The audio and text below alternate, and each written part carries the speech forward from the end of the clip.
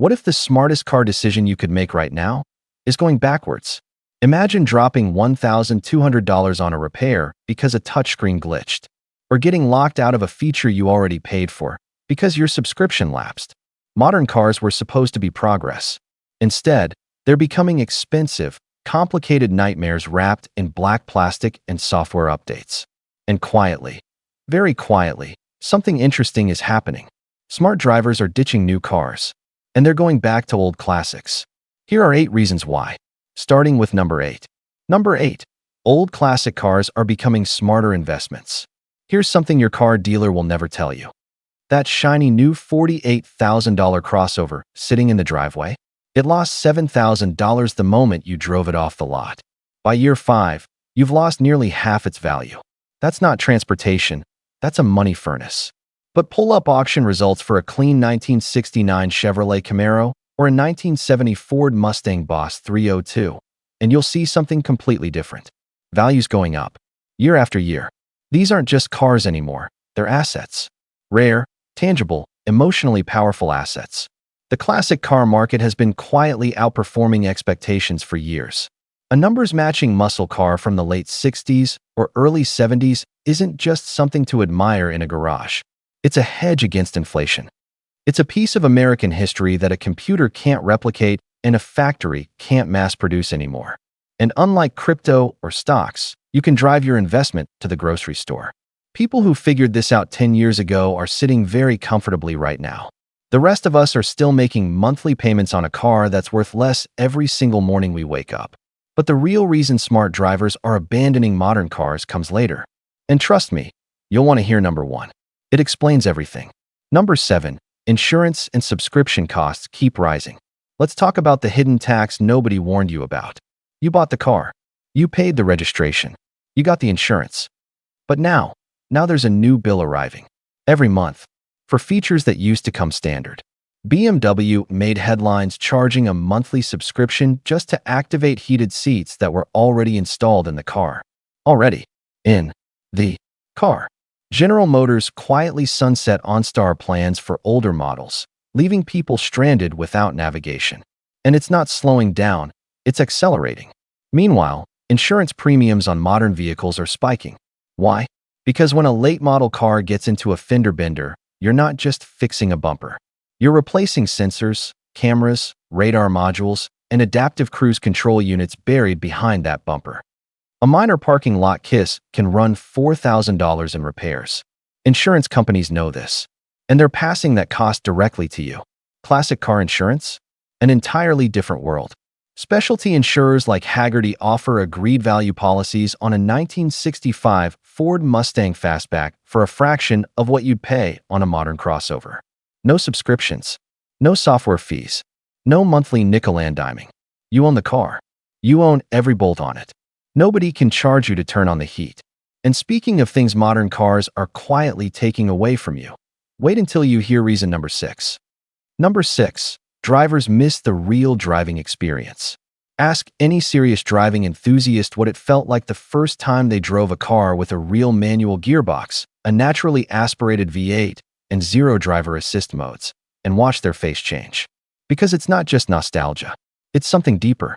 Modern cars have systematically removed the driver from the act of driving. Lane keep assist fights your steering inputs. Stability control cuts engine power when you don't ask it to. Automated emergency braking can trigger unexpectedly in heavy rain. Every system designed to help you is simultaneously telling you, we don't trust you behind the wheel. Get behind the wheel of a 1967 Pontiac GTO. No nannies. No computers second-guessing every input. Just you, a 4-barrel carburetor, and a 4-speed manual transmission connected directly to the road beneath you. You feel every vibration. You hear the engine respond to your right foot in real time. The car does what you tell it, not what an algorithm thinks you should be doing. That feeling isn't just satisfying.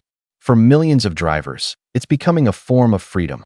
And the connection between driver and machine isn't the only thing modern cars are quietly killing. Reason number 5 hits even harder, especially if you're still making car payments right now. Number 5. New cars lose value too fast. The average new car purchase in America now exceeds $48,000. Think about that. $50,000 for something that depreciates the moment it leaves the showroom. Industry data consistently shows that new cars lose between 15 and 25% of their value in year one alone. By year three, you could be underwater on your loan, owing more than the car is worth. That's not a purchase. That's a trap. Meanwhile, a well-kept 1970 Chevy Chevelle SS or a 1964 Ford Galaxy isn't following that curve. It's doing the opposite. Collectors are paying premiums. Barn find stories are going viral. Values on documented, original classic cars have been climbing steadily, and they show no signs of stopping as the generation that grew up with these cars reaches peak spending age. The math is starting to make classic cars look less like a hobby and more like common sense. And common sense is exactly what reason number 4 is all about. This one might genuinely surprise you. Number 4, classic cars feel more reliable long-term. Here's a word that seems almost dangerous to say about a 50-year-old vehicle: reliable. But hear this out. A 1972 Chevy C10 pickup with a 350 small block engine has somewhere around 300 moving parts in its drivetrain. A modern turbocharged, dual-clutch, electronically controlled vehicle has thousands. Sensors, modules, software nodes, actuators, every single one of them is a potential failure point. And here's what nobody in the showroom tells you. The more complex a system is, the more ways it has to fail. Modern transmissions are marvels of engineering, and they cost $6,000 to replace when they give out. Engine control modules can fail and leave a perfectly good car completely dead on the side of the road, with no mechanical fix possible. Electronics corrode. Software corrupts. A carbureted old engine? It runs as long as you feed it fuel, spark, and air. That's the whole formula. Drivers in remote areas, rural regions, and anyone who's ever been stranded far from a dealership understands this truth intuitively. Simple systems survive. And surviving is exactly what reason number 3 is all about. Number 3, old engines are easier to fix. Walk into any parts store in America and ask for a carburetor rebuild kit for a Rochester Quadrajet. They'll hand it to you for under $20. Order a replacement distributor for a classic small block Chevy and it'll arrive by tomorrow. Now try sourcing a replacement high-pressure fuel injection pump for a modern European luxury sedan. If you find one, bring your credit card and your patience, because the dealership will need 2 weeks to program it. Classic cars run on mechanical logic. If something breaks, a person with basic tools and a YouTube tutorial can often fix it in a driveway on a Saturday afternoon. There's no proprietary software needed. No dealer authorization required. No laptop connected to diagnose a fault code buried inside a module that's no longer manufactured. Mechanics who've worked on cars for 30+ years will quietly admit something. They love working on old iron. Because when they fix something, it stays fixed. No phantom codes. No software gremlins returning 3 weeks later. This isn't about being a mechanic. It's about being in control of something you own. And wait until you hear what mechanics secretly admit about reason number 2. The one feature on modern cars they say causes more frustration than any engine problem they've ever seen. Number 2, drivers hate touchscreen overload. Picture this. You're merging onto a freeway at 65 miles per hour. You need to lower the temperature by 2 degrees. On a classic car, you reach for a dial. Your eyes never leave the road. Done. On a modern car, you tap the screen. The home menu appears. You find the climate icon. You tap again. A submenu opens. You're now looking at a 12-inch screen while doing 65 miles per hour in live traffic. Tesla, Volvo, Cadillac, nearly every manufacturer has gone all in on touchscreens.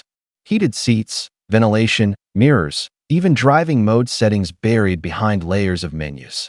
Studies by the UK's Transport Research Laboratory found that touchscreen interfaces in cars are more distracting than texting while driving. More distracting. And drivers know it. They feel it every single day. The frustration of a frozen screen. The panic of a rebooting infotainment system. The absurdity of needing a software update to unlock your own glove box. Classic cars have knobs, dials, switches with tactile feedback that you can operate by feel without ever diverting your eyes. It sounds old-fashioned. It is old-fashioned. And it's also just better. But everything we've covered so far, the screens, the depreciation, the subscriptions, the driving feel, All of it feeds into the single biggest reason smart drivers are making the switch. And it all comes down to this. Number 1. Modern cars are too expensive to repair. This is the one. This is the reason that's driving the movement. A 2021 pickup truck owner in Texas recently shared his repair bill online. A catalytic converter and an emissions sensor. $8,200. At a dealership. For a truck that was still under 5 years old. A cracked air suspension compressor on a modern Range Rover? $6,000 to $9,000. A failed dual-clutch transmission on a popular German crossover? $14,000. An airbag module replacement following a minor collision? $3,000 before labor. These aren't exotic repairs on exotic vehicles. These are everyday failures on vehicles that middle-class Americans are buying every single day, with the assumption that modern engineering means fewer problems. But modern engineering means more complex problems, and complexity is now being billed directly to the consumer at rates that are genuinely life-altering. Meanwhile, someone driving a 1968 Dodge Charger or a 1971 Ford Bronco doesn't need a dealership, doesn't need specialty software, doesn't need a 3-week parts backorder from overseas. The parts are available. The knowledge is available. The repair is achievable. And that's not just convenience. In an era of rising inflation, stagnant wages, and financial uncertainty, keeping a car running without surrendering to a system designed to extract maximum money from you at every turn? That's not nostalgia. That's survival. Smart drivers aren't going back to old classics because they're living in the past. They're going back because they're thinking about the future. If this video made you think twice about your next car decision, or made you want to dust off something old and beautiful sitting in a garage somewhere, drop a comment below and subscribe, because more uncomfortable car truths are coming.